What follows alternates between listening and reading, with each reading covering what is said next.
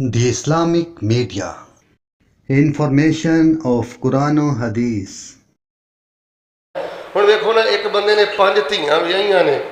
ਹੁਣ ਉਹਨੂੰ ਫਿਕਰ ਹੈ ਕਿ ਮੈਂ 5 ਧੀਆਂ ਨੂੰ ਈਦੀ ਤੇ ਜੇ ਨਾ ਦਿੱਤੀ ਤੇ ਬੱਚੀ ਦੇ ਸਸੁਰਾਲ ਨੇ ਗੱਲਾਂ, ਤੇ ਜੇ ਮਾੜੀ ਸ਼ੈ ਦਿੱਤੀ ਤੇ ਤਾਂ ਵੀ ਉਹਨਾਂ ਨੇ ਤਬਸਰੇ। ਇਹ ਕਾਹਦੀ ਦੀਨਦਾਰੀ ਓਏ? ਆ ਈਦੀ ਕਿੱਥੋਂ ਕੱਢੀ ਜੇ? ਇਹ ਤੇ ਮੈਂ ਹਦੀਸ 'ਚ ਪੜ੍ਹਿਆ ਕਿ ਨਬੀ ਪਾਕ ਜਿਸ ਰਸਤੇ ਆਉਂਦੇ ਸਨ ਉਸ ਰਸਤੇ ਵਾਪਸ। ਲਓ ਜੀ, ਮੈਂ ਮਾਸ਼ਾਅੱਲਾ ਬੜਾ ਖਪਦਾ ਰਿਹਾ ਲਾਇਬ੍ਰੇਰੀ 'ਚ।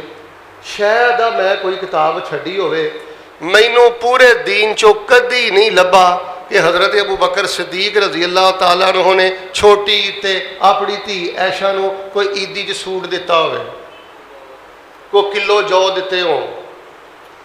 हज़रत उमर रज़ी अल्लाह ताला ने अपनी धी हफ्सा नूं आख्या वे, चलो ईद का मौका पोता कोई नहीं, चादर मेरे लो ईदी है। रफल देन वरी भाभी जे, उची आमीन वरी भाभी जे, होर कम्मा चाहले सुन्नत जे, होर कम्मा चाहले हदीस जे। ते आ जिहड़ा गरीब लोगों ते जबर हो रहा है,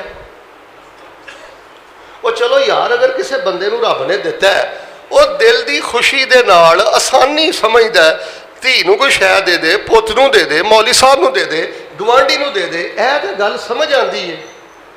लेकिन एक शै नूं रिवाज ही बना देना, जे वो थोड़ी जी 19-21 हो जाए, रब की कसम बड़े बड़े दीनदार ऐसे ऐसे तबसरे करते हैं, इन्ना लिल्लाहि व इन्ना इलैहि राजिऊन।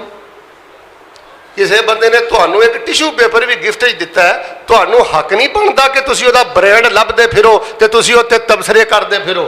घरां च लड़ाई पै गई, अल्लाह की कसमें अजीबो गरीब। मतलब है कि वो अपने घर का आटा चलन नहीं दिया, अपने घर चुल्हे चग चलन नहीं रही। ये जिहड़ियां धीआं विआहियां ने इहदा फिक्र। और मैं तुहाडे सामने दिल खराश 1-2 वाक़िया सुनावां, सच्चे वाक़ियात। उलमाए किराम नूं मैं मुअद्दबाना रिक्वेस्ट करांगा, बड़ी मनाजराना गुफ्तगू करदे हो, बड़ियां बड़ियां भारियां गुफ्तगूआं करदे हो, इस बोझ चों मुआशरे नूं कड्ढो। ये कित्थों आ गई है ईदी? जबरदस्ती खेड़े पै के ईदी लेना, ये केड़ी सुन्नत है? केड़े सहाबी की सुन्नत है? अल्लाह जानता जे कई रिश्तेदार ईद के दिनों सिर्फ इस वजह तो नहीं रिश्तेदारी नूं निभाते मिलते, वो आंदे ने यार कोल पैसा कोई नहीं, उत्थे जाना है, उन्होंने मंगना है, तो जे ना दिते गए तो शर्मिंदगी होनी है। वे तेरे घर ही बैठे रहो, कहो मैं बीमार हाँ, कहो मेरे सिर च दर्द आ।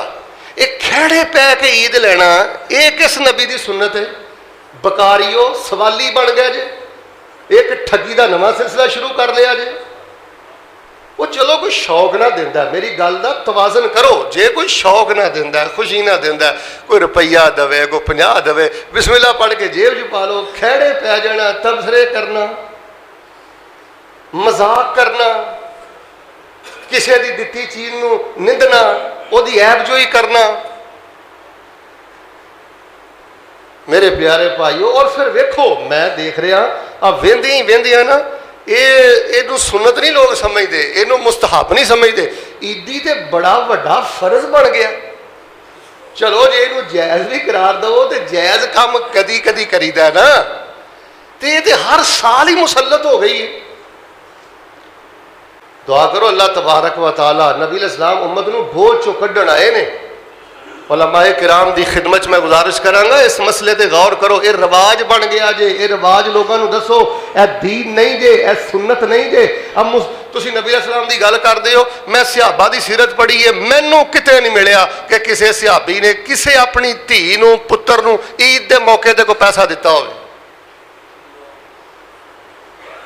वो बच्चियां दी छोटी छोटी चलो प्यार मोहब्बत ईद दिन रल के खा लिया, पी लिया है, बह लिया, कोई 50 रुपये 100 रुपये दिल की खुशी ना आसानी हुई तो दे छे। लेकिन आहिस्ता आहिस्ता एडी खतरनाक रिवाज बन गया। दुआ करो अल्लाह तबारक व तआला उम्मत मुसलमानों हिदायत नसीब फरमाए।